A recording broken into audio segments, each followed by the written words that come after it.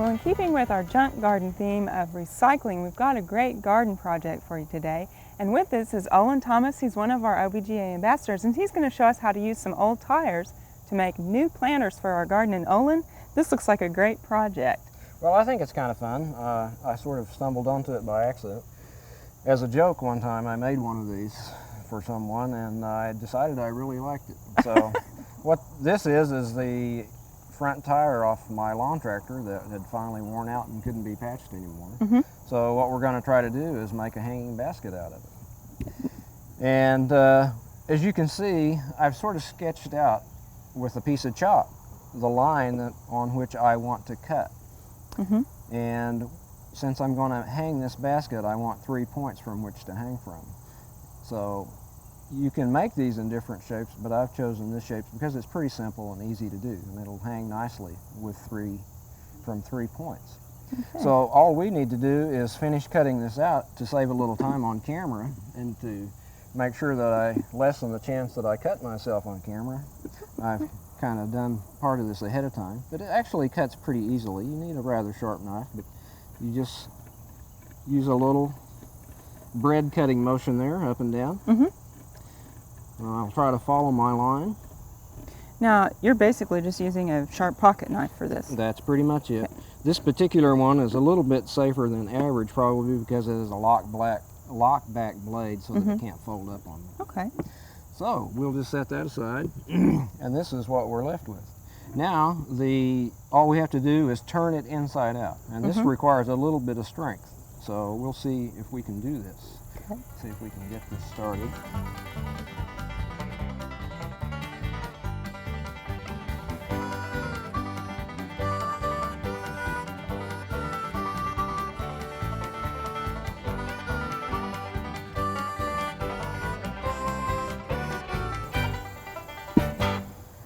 That takes a little bit of time to get that turned around. Yeah, that took a little more effort than I'm accustomed to, I have to admit. But there you can see what it looks like. And what we have here is one of the patches that were made at one time when it was still being used as a tractor tire, of course. And you don't want that sticking out, so we can just take our knife and cut that off nice and flush. And of course, the plug is glued into place, so it should stay there just fine. Okay. And as you can see, we've got the beginnings of a hanging basket, but you see it's got a big hole in the bottom of it. So how do we keep things in? Well, it's pretty simple. We'd measure that hole. And then what I have here is a piece of hardboard, 1/8 inch hardboard. And I would recommend that you use tempered. You can get tempered or untempered, but the tempered would be more water resistant and it'll last for years. It has in the ones that I've made before. So that is cut, and it just fits right in there just like that. And that lets it drain all right? Yeah, it works perfectly. What you want to do is have a piece that fits in there so that it holds your soil in place but allows the water to drain. And that's the way this works very nicely. Great. So now we need to figure out a way to hang it. And what I've done is cut 3 lengths of chain, all the same length. And at one end, I've fastened them all together on a single hook. And that will be the top of our hanger. And the ends of the other chains have a separate hook on them, and they will attach to our basket. And as you can see, to save a little time again on camera, I've pre-drilled the holes that our hooks will fit into. Just with an electric drilling? Right. So that will just go on there just like that in 3 places. And then we want to crimp that down a little bit with a pair of pliers so that whenever you do move the basket around or take it down, it won't fall apart on you. Now I noticed you did that already with the first part they put on the chain. Right. I like to crimp those all together so that when I move it or have to take the slack off the chain, it will stay together.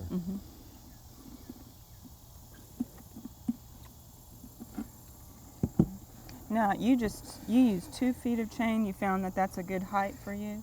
Well, I thought that you sort of do it in proportion.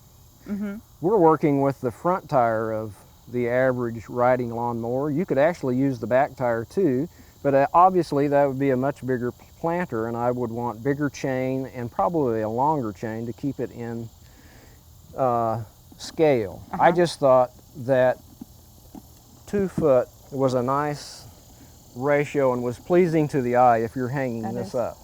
So nice. you just sort of take a look at it and see if you like it. If you think it's too long, of course, you can shorten it, but so you better start a little bit longer. It's harder to lengthen the chain. Right. Now, of course, a hanging basket looks better when it's not too high, because you don't want to be looking at the bottom of it. Right. So what if your chain is too short for the position you want to hang it? We have these handy little hangers that are readily available at the lawn and garden centers, and I use these an awful lot. They come in 3 different sizes. I have 2 sizes here to show, and you can just use these in combination to get your basket hanging where you want to. If you're hanging it from a tree or from the side of your house or whatever. These are also very inexpensive. They come in a package of 5 or 6, and they are about 30 cents a piece or something like that. Great. And I've had these for several years, and as you can see, the galvanized coating is still good and they're not showing any rust. And you just link them together. If one doesn't get where you want to go, you can just use more than one and link them together. We use these an awful lot, especially for positioning hummingbird feeders. We like to have them hanging from the eave of the house, but right down at eye level in front of the window. So these are just real handy to have, and they work good for this. Those are good to just have in stock whether you're doing this or not. Yeah, for the price.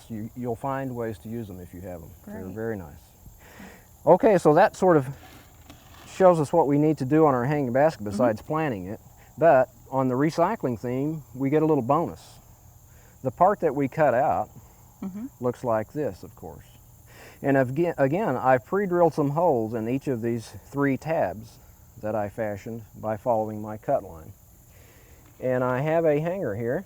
Let's see, I think it's right here. This is a recycled hanger from a 10-inch hanging basket that you would buy either already planted or to be planted at the Lawn and Garden Center. And I've just removed it from that. So we'll just put that in there like that, bring it up so that it will stay in position.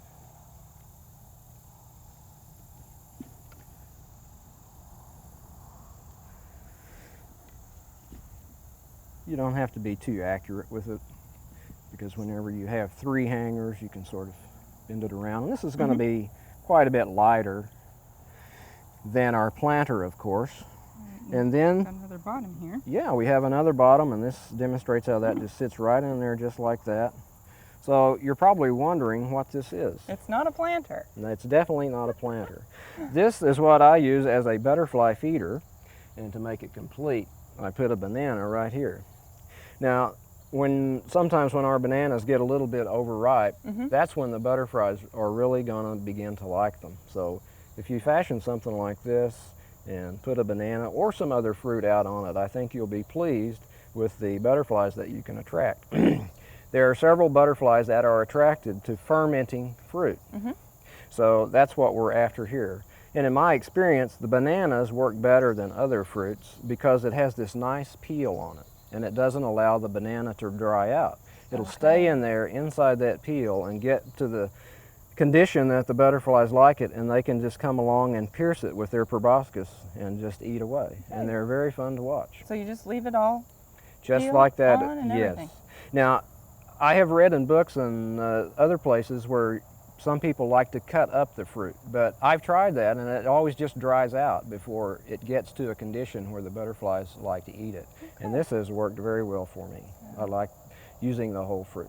Well, this is great, Olin, and we have basically recycled an entire tire, and we've got some useful items for the garden. We hope you've enjoyed this classic from the Oklahoma Gardening Vault. Remember, even though these tips and techniques are timeless, there's always something new to learn in the world of gardening.